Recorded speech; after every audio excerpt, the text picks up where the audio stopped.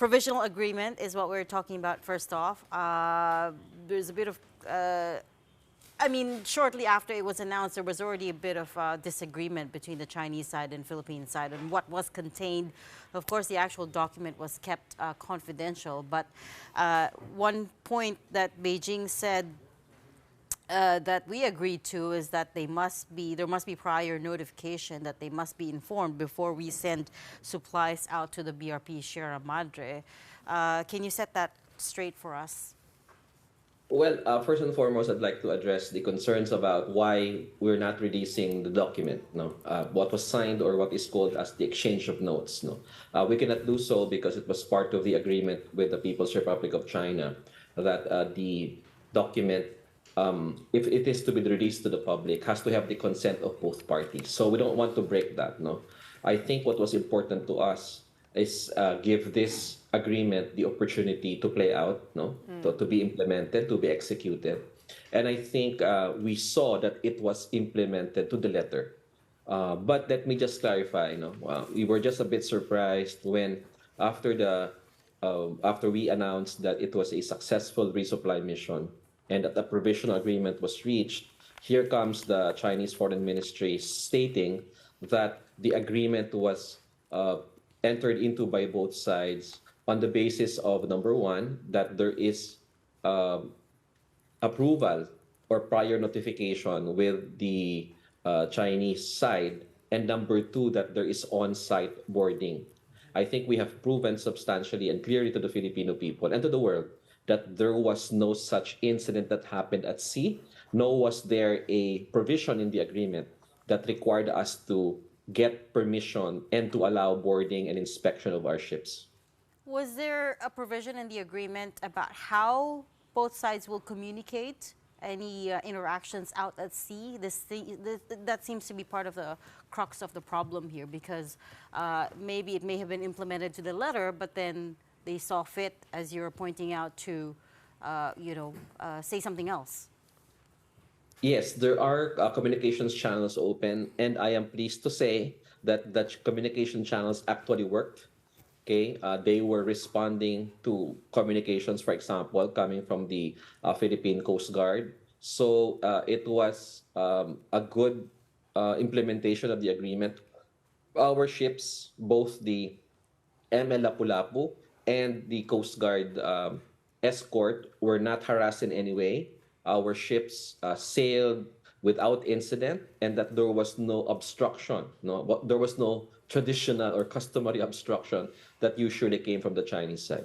I know that you mentioned that we didn't need to ask for China's permission in the recent resupply mission, but was there a need to inform that this was going to happen?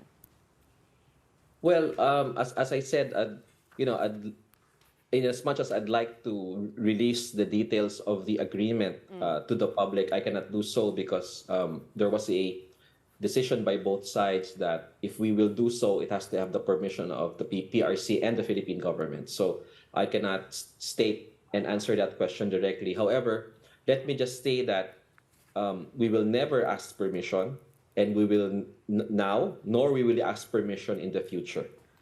Okay, DG Malaya, can you clarify for me, based on what you just said, I will not ask you about the details, but I will ask you this.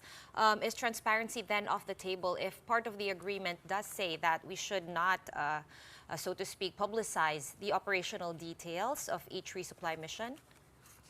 Well, our policy has always been to be transparent, but it has always it was always a measured transparency policy, meaning the transparency policy can be calibrated in order to advance the national interest. When you advance the national interest, you will have to keep some things under wraps because it's part of our diplomatic obligations with the PRC.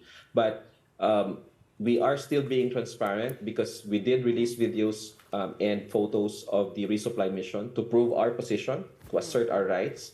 And we also exposed and publicized the number of ships, how many Chinese Coast Guard vessels were there, how many Chinese maritime militia, and the people can see, the international community can see that there was a dramatic decrease in the number of Chinese Coast Guard vessels. So yes, transparency is still part of the policy of the National Task Force West Philippine Sea. I believe the video revealed 4 Chinese Coast Guard vessels, 3 PLA Navy ships, 2 Chinese maritime militia at a distance from Yes. the BRP Sierra Madre. ADG, can you tell us if China's satellites can actually zoom in and see what's happening inside the BRP Sierra Madre? Is that possible? I don't think so.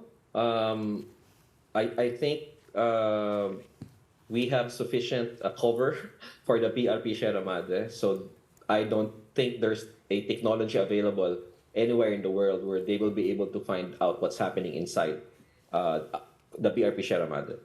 That we know of. Pero sa taas. Oh. Baka pwede. From underwater Diba? is what you're suggesting? I was actually gonna ask ADG Malaya if allowed pa rin ba yung provisions in terms of minor repairs to the BRP Sierra Madre, or is that also off the table in terms of the resupply mission, or perhaps even to talk about tonight?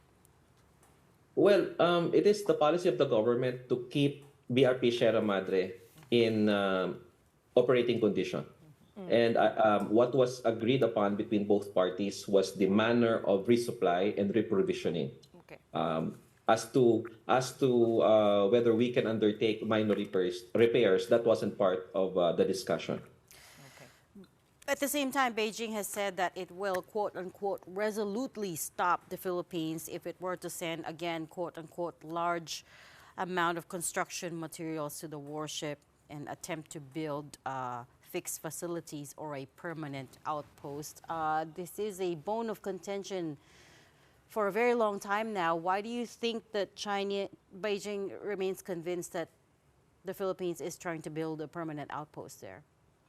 When we entered into that provisional agreement, both sides agreed that it is not to the prejudice of their respective positions. So it's expected that China will continue to insist on what it thinks is legally theirs. It is also very natural for the Philippines to insist that Scarborough Shoal, Ayungin Shoal or Second Thomas Shoal is a low tide elevation well within the exclusive economic zone of the Philippines and continental shelf, and therefore only the Philippines can maintain its presence there. So I think when China said that in one of the side meetings during the ASEAN meetings in Laos, they were just being characteristic. You know, they're standing their ground, and so are we. What was agreed upon between both parties is to de-escalate and to have an orderly resupply and reprovisioning of the BRP Sierra Madre. So if we look at it at this context, it really was a victory for the Philippines because number one, our ship is there and it is not going anywhere. And number two, moving forward, our resupply vessels will no longer be harassed by the Chinese Coast Guard. Okay, wait, ADG, before we wrap up and call it a victory, kamusta yung mga fishermen natin doon? Have they been getting harassed? I think it's a matter of public knowledge that after the June 15, supposedly arresting the trespassers, etc., a warning from China, that no one really has been arrested. Does that still hold? And also, have our fishermen been allowed to freely fish in their traditional fishing grounds? Okay, so I think you're referring to the Bajo de Masinloc area. Because you know the West Philippine Sea is a vast body of water, and insofar as Ayungin Shoal is concerned, we're fine with the provisional agreement. It is not to the prejudice of the Philippine position. Now, moving away from Ayungin Shoal and into Bajo de Masinloc, that of course is another issue. That was not part of the provisional agreement. I understand that our fishermen are complaining of harassment by the Chinese Coast Guard. It's because they are not allowed to fish inside the lagoon. Okay, but they fish outside of the lagoon. Okay, so when they insist of going inside, that's when problems arise. So to address this issue, National Security Advisor Eduardo Año has directed both the Philippine Coast Guard and the BIFAR to have rotational presence in Bajo de Masinloc to support our Filipino fishermen so they can continue to fish in those waters. ADG Malaya, tama po kayo, no? We have been granted traditional fishing rights in Scarborough Shoal. But just to clarify, because what China is their argument is that we have been granted fishing rights in surrounding waters of Bajo de Masinloc at hindi raw sa loob ng lagoon. That is according to the UN Arbitral Award of 2016. Thus, our comprehensive archipelagic defense have that in their plans to be able to clarify that provision with the UNCLOS body, because that is also in dispute kung ano yung sakop ng traditional fishing rights that have been granted to 4 countries around Bajo de Masinloc. I think China, again, is trying to muddle the issue. If you read the 2016 arbitral ruling, it doesn't say that Scarborough Shoals Lagoon is China's and Scarborough Shoals outlying seas are traditional fishing rights.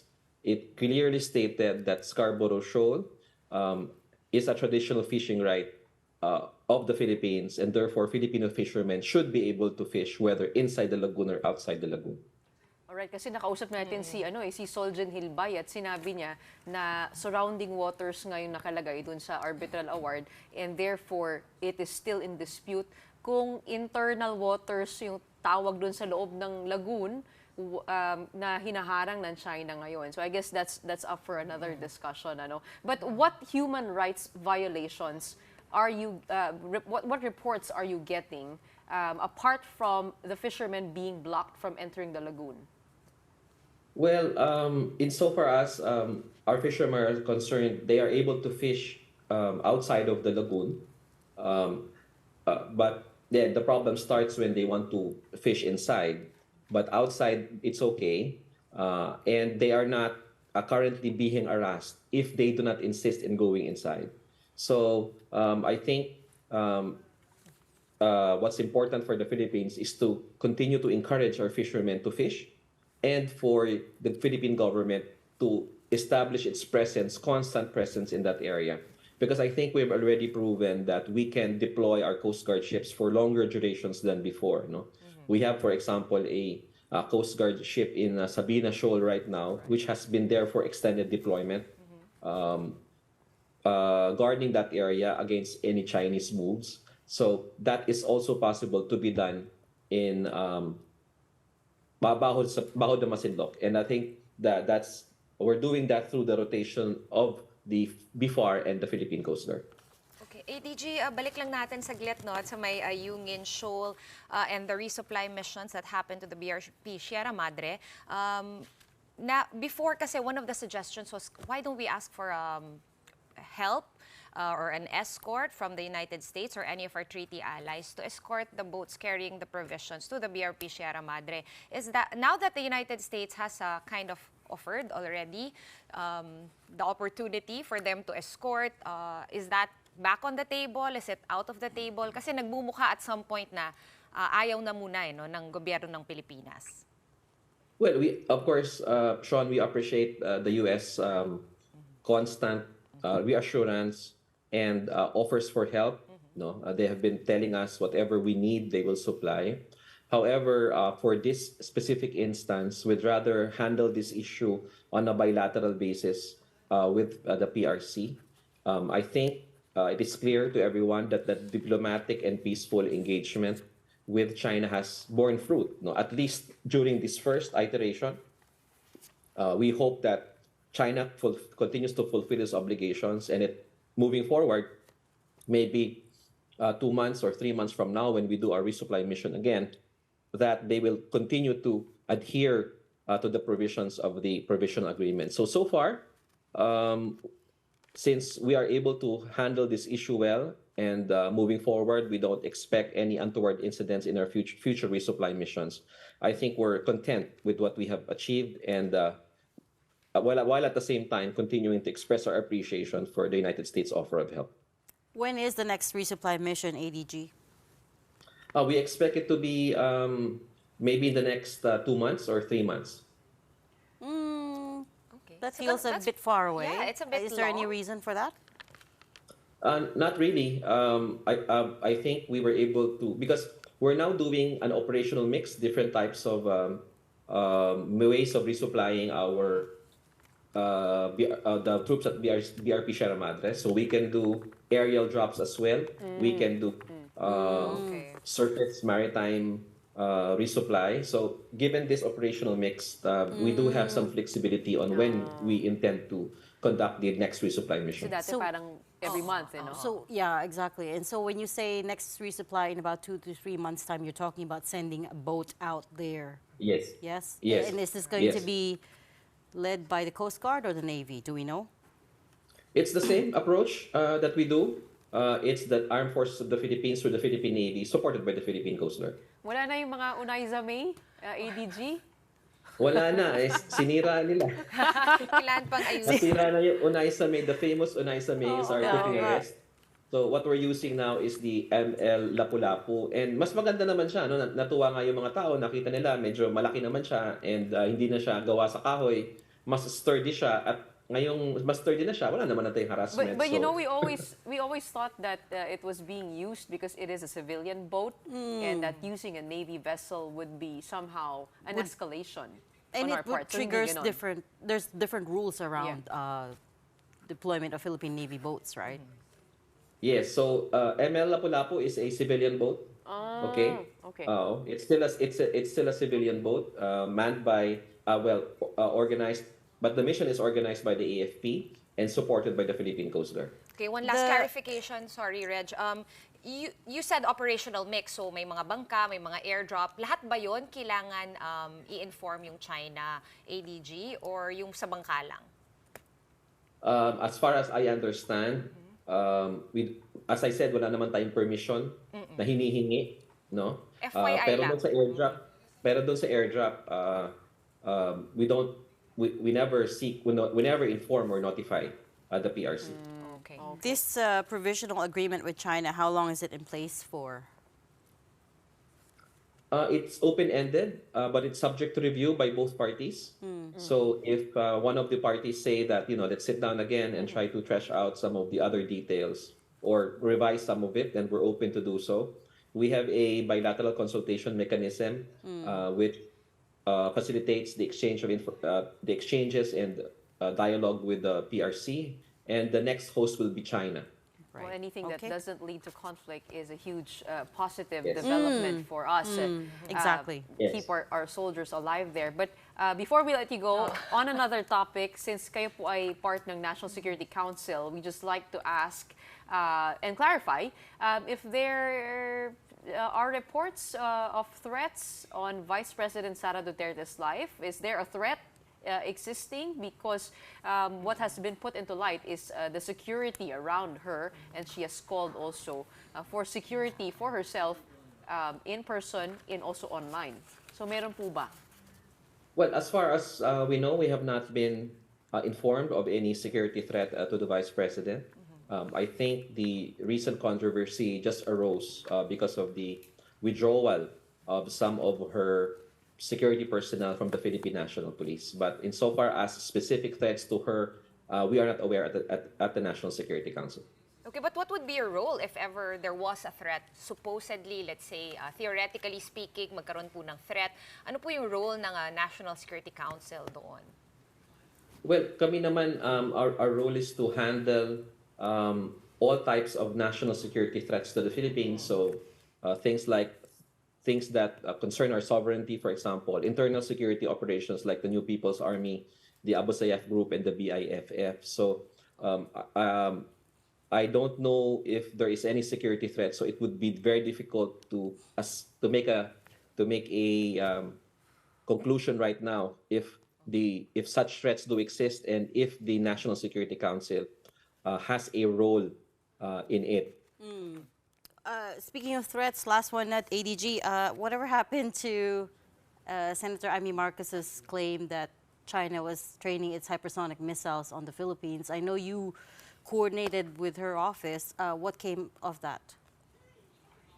We reached out to her and sought a meeting with her, but unfortunately, we have not yet been able to do so.